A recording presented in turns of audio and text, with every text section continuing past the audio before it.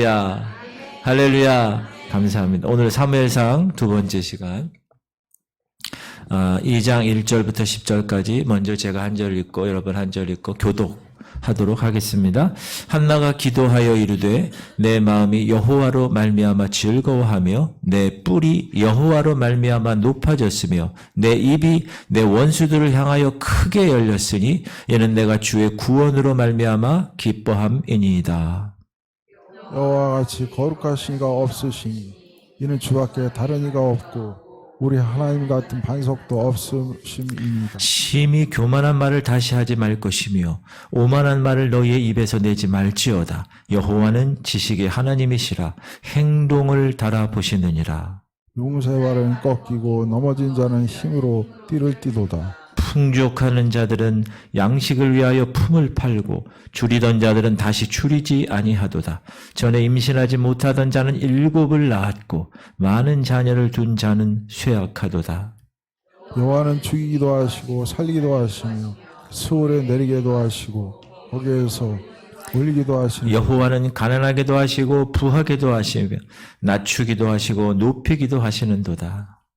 가난한 자를 진토에서 일으키시며 빈곤한 자를 거름더미에서 올리사 귀족들과 함께 앉게 하시며 영광의 자리를 차지하게 하시는도다. 땅의 기둥들은 여호와의 것이라 여호와께서 세계를 그것들 위해 세우셨도다. 그가 그의 거룩한 자들의 발을 지키실 것이요 악인들을 흑암 중에서 잠잠하게 하시리니 힘으로는 이길 사람이 없음이로다. 여호와를 대적하는 자는 산산이 깨어질 것이라 하늘에서 우레로 그들을 치시리로다. 여호와께서 땅끝까지 심판을 내리시고 자기 왕에게 힘을 주시며 자기의 기름 부음 받은 자의 뿔을 높이시리로다 하니라. 아멘. 성경은 하나님의 나라를 여러 비유로 말씀하셨습니다. 그 중에 하나가 겨자씨로 비유하셨습니다. 겨자씨만한 믿음이 너희 안에 있으면 이 산들을 들려 바다에 던져지라 하면 옮겨질 것이다. 그럼 왜 하나님의 나라를 겨자씨에 비유했을까? 겨자씨뿐만 아니라 씨는 아주 작습니다. 사람의 씨는 더 작습니다. 그런데 그 안에 모든 것이 들어가 있습니다. 그래서 씨가 밭에 심겨지고 씨가 자라날 환경이 조성되면 그 씨 안에 잠재되어 있던 것이 이제 드러나게 되어 있습니다. 왜요? 능력은 그 씨 자체에 있기 때문에 그렇습니다. 예수님의 믿음을 이야기할 때 겨자씨에 비유한 것은 믿음은 크기의 문제가 아니라는 거예요. 믿음은 진실성의 문제라는 거예요. 큰 믿음이냐 작은 믿음이냐 그 자체가 말이 안 됩니다. 어떤 게 큰 믿음이고 어떤 게 작은 믿음이겠어요? 그 믿음이 진실된 믿음이냐? 그렇죠? 보이지 않지만 보이는 것으로 믿는 진실된 믿음이냐? 아니면 그렇지 않느냐? 이것만이 있는 것입니다. 겨자씨를 심었는데 배추가 나올 수 없습니다. 감자씨를 심었는데 고구마가 나올 수 없습니다. 물론 씨는 작아서 처음에 잘 구분이 되지 않는 경우도 있습니다. 그러나 심어보면 확실히 압니다. 그 씨가 간직하고 있었던 것이 무엇인지 심고 시간이 지나면 알게 되는 것입니다. 오늘 본문을 보면 한나라는 사람이 자녀 없는 고통 속에서 지난 시간에 하나님께 마음을 찢으며 기도했습니다. 남편 엘가나가 순번이 되어서 실로에 가서 제사를 드릴 때마다 성소에서 이 한나는 기도 같이 했을 것입니다. 자신의 처지를 돌아보시고 하나님 저에게 아들을 주세요. 은혜 베푸세요. 기도했습니다. 그러면서 그의 기도의 끝에 보면 하나님께서 자신에게 아들을 주시면 그 아들을 오히려 하나님께 온전히 드리겠다고 서원을 했습니다. 처음에는 엘리 제사장 목사님이 술에 취한 걸로 오해했습니다. 그러나 나중에는 축복의 말을 하지요. 그리고 한나는 그 축복의 말을 듣고 평안한 마음으로 돌아갔고 그리고 하나님께서 태의 문을 여셨습니다. 드디어 아들을 낳았습니다. 그 아들의 이름이 뭐죠? 사무엘. 사람들이 화장실 갈 때하고 화장실에서 나올 때가 다르다고 합니다. 이 말은 무슨 말이죠? 많은 사람들이 그렇게 한다는 거예요. 모두 그렇게 한다는 건 아닙니다. 한나는 아들이 태어나자 아이가 젖을 뗄 때까지 아들을 키우는 일에 집중했습니다. 시작. 그 사람 엘가나와 그의 온 집이 여호와께 매년제와 서원제를 드리러 올라갈 때에 오직 한나는 올라가지 아니하고 그의 남편에게 이르되 아이를 젖대거든 내가 그를 데리고 가서 여호와 앞에 뵙게 하고 거기에 영원히 있게 하리이다 하니 매년제와 서원제를 드리러 올라갔는데 한나는 올라가지 않았다고 그러나. 자, 서원제를 드리러 갔다라고 했는데 서원을 하고 서원이 이루어지면 감사해서 하나님께 서원 제사를 드리는 것이죠. 그런데 이 유대인들에게 있어서 아내가 서원을 했어요. 근데 남편이 그 서원이 무효야. 그러면 그 서원은 무효가 됩니다. 그런데 남편이 서원을 처음 들었을 때 아무 말 없다가 나중에 가서 무효야. 그러면 안 됩니다. 그러니까 이런 시나리오가 가능합니다. 자, 한나가 자신이 서원을 했다는 말을 남편에게 말하지 않았어요. 그리고 아들을 낳았어요. 자신의 원통함도 풀었고 아들도 보니 너무너무 이쁘고 그래서 남편에게 사실 나 이 아들 드리기로 서원했는데 자기가 무효 이렇게 좀 해줘요. 남편이 무효 그러면 모든 것은 무효가 되는 것입니다.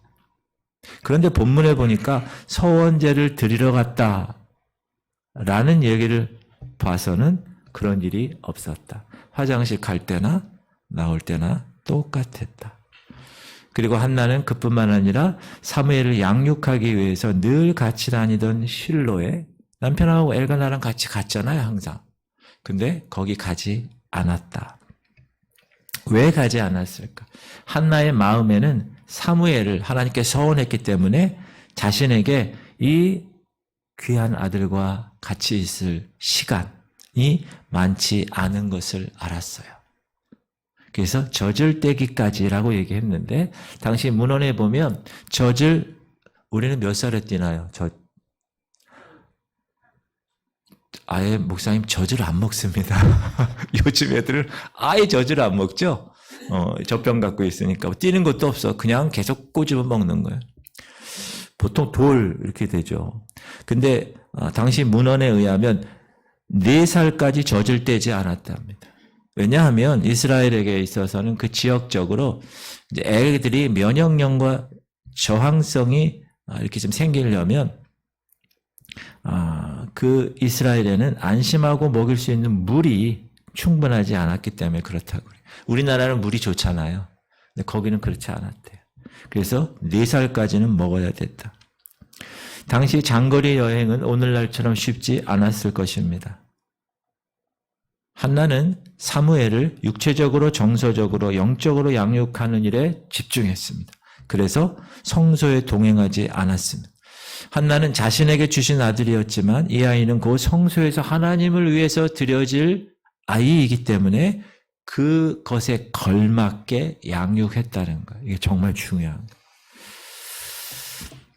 이제 아이가 젖을 뗀 후에 약속대로 누구랑 약속했어요? 하나님께 약속한 거잖아요. 한나가 아이를 데리고 성소에 가서 하나님께 드립니다. 27절 시작. 이 아이를 위하여 내가 기도하였더니 내가 구하여 기도한 바를 여호와께서 내게 허락하신지라. 그러므로 나도 그를 여호와께 드리되 그의 평생을 여호와께 드리나이다 하고 그가 거기서 여호와께 경배하니라. 하나님은 자신에게 기도의 응답으로 사무엘을 주셨습니다. 그리고 자신도 하나님께 서원을 했어요. 사무엘을 드리겠습니다. 아들을 주시면. 하나님이 주셨는데 이제 다시 하나님께 드린다는 거예요. 사랑하는 성도님들도 자녀 키우시죠? 지금도 키우고 계시잖아요. 우리가 자녀를 키우면서 이와 같은 자세를 해야 가지고 자녀를 키워야 합니다. 하나님께서 내게 주신 자녀입니다. 따라합시다. 하나님께서 내게 주신 자녀지만 하나님의 자녀입니다. 이 자세로 키워야 되는. 여러분이 시집가고 장가가서 첫날 밤 성공해서 애를 낳았어요? 아이고, 내가 낳네? 아니라는 거예요. 하나님이 그 아이를 어디에게 줄까 생각하시다가 거기에 제일 맞게 그 가정에 준 겁니다. 그러므로 내 자녀가 아니고, 따라합시다. 내 자녀가 아니고 하나님의 자녀로 키워야 합니다. 이게 정말 중요한 거.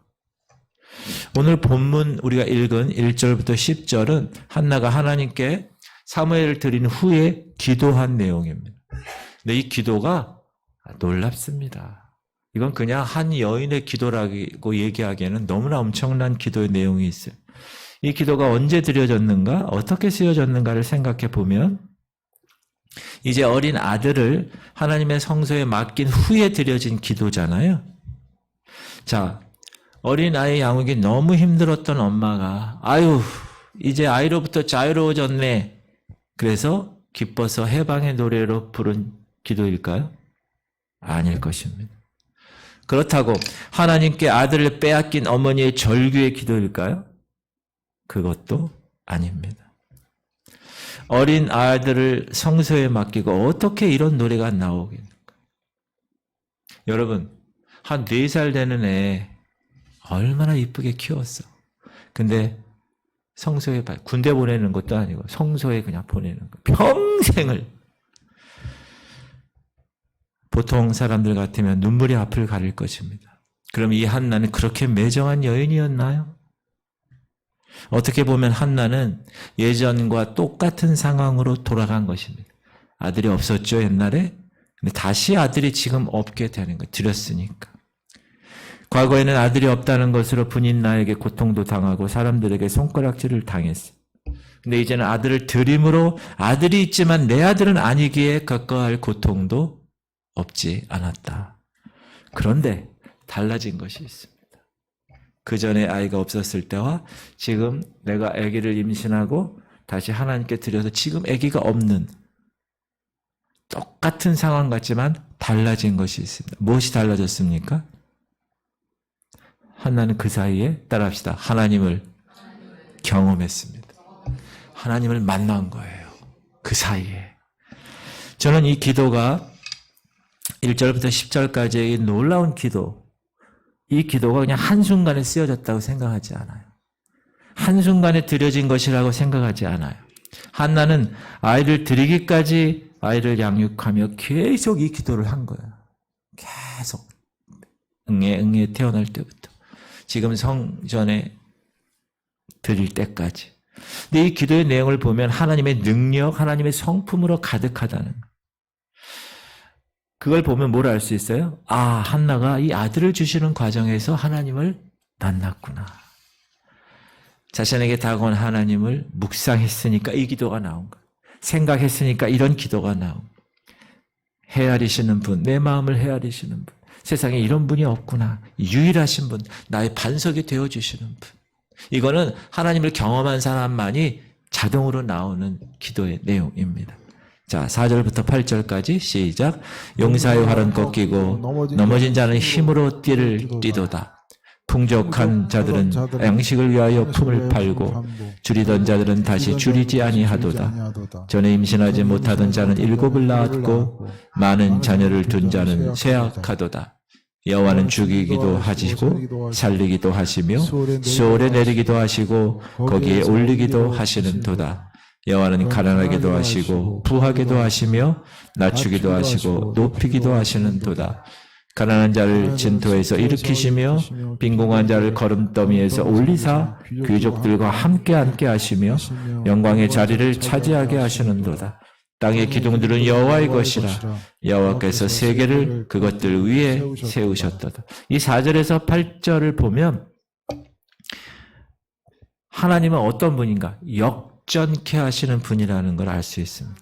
용사를 꺾고 좌절된 자를 세우고 부자를 가난하게도 하시고 가난한 자를 부하게도 하시고 죽이기도 하시고 살리기도 하시고 낮추기도 하시고 높이기도 하시는 하나님. 이 세상의 모든 것은 하나님의 주권하에 있다라는 것이죠. 이건 하나님을 만났기 때문에 이렇게 기도할 수 있는 거예요.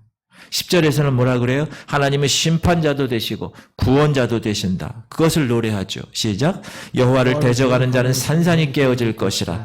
하늘에서 우레로 그들을 치시리로다. 여호와께서 땅끝까지 심판을 내리시고 자기 왕에게 힘을 주시며 자기의 기름 부음을 받은 자의 뿔을 높이시리로다 하니라. 여러분, 이게 악에 키운 엄마 그냥 집에서 있는 엄마의 그냥 기도라고 보기엔 너무나 성경에 보면 그 놀라운 제사장이나 그 놀라운 예언자들 이런 사람 기도 같지 않아요? 기도의 내용이 대단하지 않습니까?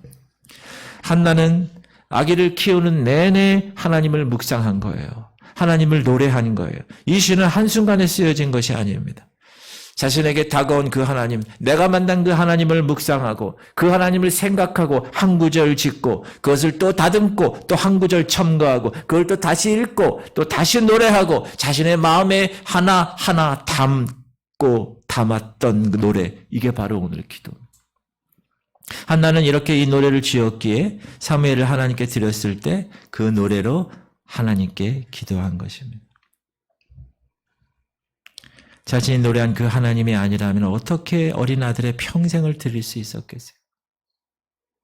한나의 노래처럼 하나님은 자신의 아픔을 돌아보셨고 죽이기도 하시고 살리기도 하시고 높이기도 하시고 낮추기도 하시고 심판하시기도 하시고 구원하시기도 하시는 하나님이니 그걸 알고 그분을 만났으니 그분께 드릴 수가 있었던 것입니다.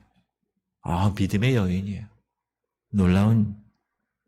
사랑하는 지구촌 성도님들, 내가 하나님 앞에 어떤 믿음을 가졌느냐가 여러분의 자녀를 대하는 태도를 낳는 것입니다. 하나님의 신실하심과 하나님의 주권을 인정하지 않는다면 여전히 그 자녀는 여러분의 자녀입니다. 내 품 안의 자녀일 수 있습니다. 내일이 수능을 치르는 날이죠. 우리 교회는 해당하는 학생은 없는데 내년에 준이가 이제 수능을 할 텐데 매년 이때쯤 되면 수능이라는 홍역을 한 번씩 치릅니다. 부모된 자로서 자녀가 잘 되기를 바라지 않는 부모가 어디 있겠습니까?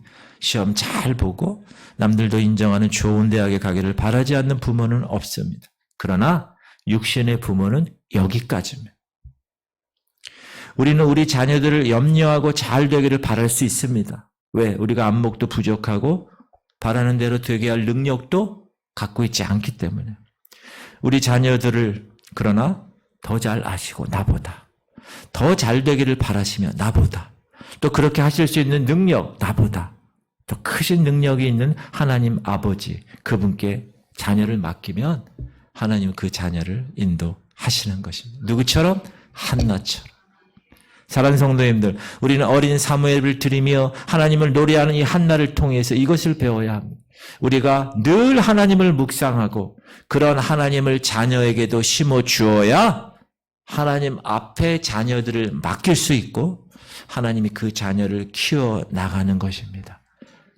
여러분이 먼저 해야 되는 게 우선순위가. 여러분이 먼저 어떻게 해요? 하나님을 묵상할 수 있어야 돼요. 그래야 그 묵상을 통하여 하나님 자녀들에게 심어줄 수 있는 능력이 결정되기 때문에 그렇습니다.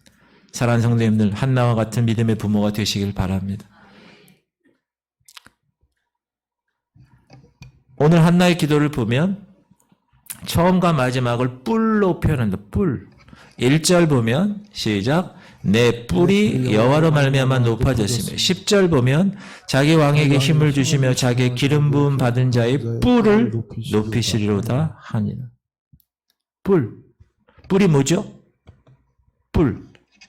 뿔은 자격 혹은 권세 혹은 힘 이것을 상징합니다. 짐승들에게 뿔이 없다. 그러면 공격할 수가 없습니다. 또 공격을 막아낼 수가 없죠. 그래서 뿔이 없는 연약한 어린 사슴이나 어린 동물들은 괴롭힘을 당하는 거예요. 궁지에 몰리는 거예요. 뿔이 없어서. 본문에서 한나는 뭐라고 그랬어요? 내 뿔을 하나님께서 높이셨다.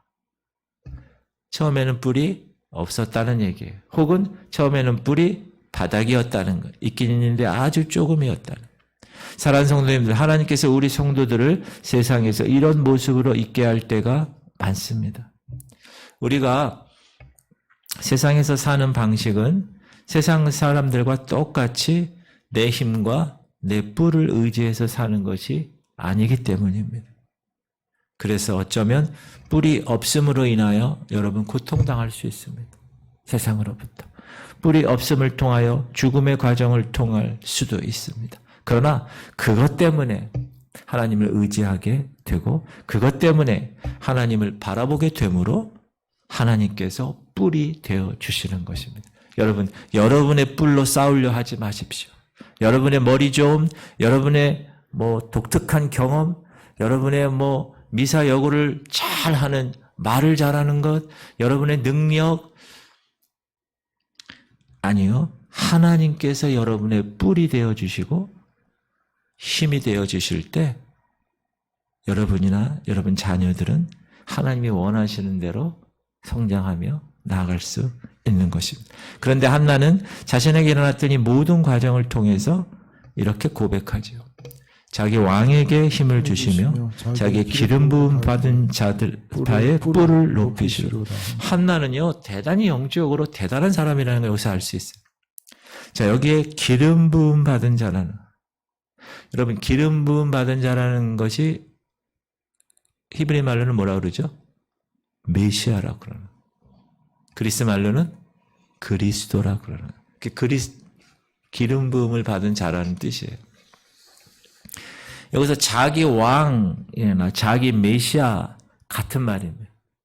하나님께서 왕을 세우시고 하나님께서 메시아를 세우셔서 그 왕과 메시아를 높인다는 거예요. 실제로 어떤 일이 일어났습니까? 여러분, 이스라엘 가운데 왕이라 그러면 가장 대표적인 왕이 누구죠? 다윗. 우리나라 이시조선 중에서 가장 대표적인 왕이 누구죠? 세종대왕 아니에요? 우리나라 이시조선 중에서 가장 대표적인 장군은 누구죠? 그게 그렇게 나오잖아요. 이스라엘에 있어서 가장 대표적인 왕은 다윗입니다. 다윗이 어떤 삶을 살았어요? 사울에게 쫓기면서 죽음의 과정을 겪었어요. 한나와는 비교가 될 수 없는 고통의 과정을 겪었어요. 또 궁극적인 왕, 메시아이신 누구? 예수님은 어떠셨습니까? 예수님은 이 땅에 오셔서 어떻게 사셨어요? 십자가라는 처절한 고통의 길을 걸으셨습니다. 그런데 하나님이 이들을 그 고통과 죽음에서 어떻게 하셨습니까? 다윗을 이스라엘 역사 가운데 가장 위대한 왕으로 세우셨어요. 지금도 이스라엘 국기에는 뭐가 있어요? 다윗의 별 있죠. 이스라엘에서는 다윗이 대단한 존재잖아요. 그리고 예수님을 십자가에서 죽으셨지만 부활케 하심으로 모든 사람의 구원자로 세우신 것입니다. 왕을, 메시아를, 뿔을 높이셨다는 거예요. 왕의 뿔을 높이시고 권세를 높이셨다. 한나는 자신이 그 아기가 없는 그런 처절한 고통과 그런 과정을 통해서 하나님의 은혜를 경험하게 되면서 당시의 시대가 어떤 시대죠? 이스라엘이 이제 사사 시대, 사무엘을 마지막 사사라고 얘기하잖아요. 그 사사 시대에 극심한 고통을 겪고 있었지만 하나님은 이제 자기의 왕을 세우셔서 이스라엘을 다시 높일 수 있는, 뿔로 높일 수 있는 분이라는 것을 한나는 알게 된 거예요. 그러니까 영적인 깨달음을 한나가 경험한 거예요. 그 믿음을 오늘 기도를 통하여 하나님께 표현한 것입니다. 당시 이스라엘 사람들은 급하게 생각했을지 모릅니다. 왜냐하면 사사시대 지금 말기잖아요. 사사시대는 어떤 시대죠? 사람들이 소견에 옳은 대로 행했던 시기예요. 내가 생각했을 때 옳으면 그렇게 가는 거예요. 패역한 시대죠. 음란한 시대고 하나님을 멀리했던 시대입니다. 그래서 하나님이 주변의 나라들을 통해서 사사를 보내시면 또 한 몇 년간 하나님의 은혜 가운데 살다가 또 다시 하나님을 배반하고 또 자기 소견대로 행하는 그런 패역한 시대. 그래서 하나님의 구원의 역사가 시급했다고 생각했을 것입니다. 그런데 하나님은 그 시급한 구원의 역사를 지금 누구를 통하여서 시작하고 계십니까?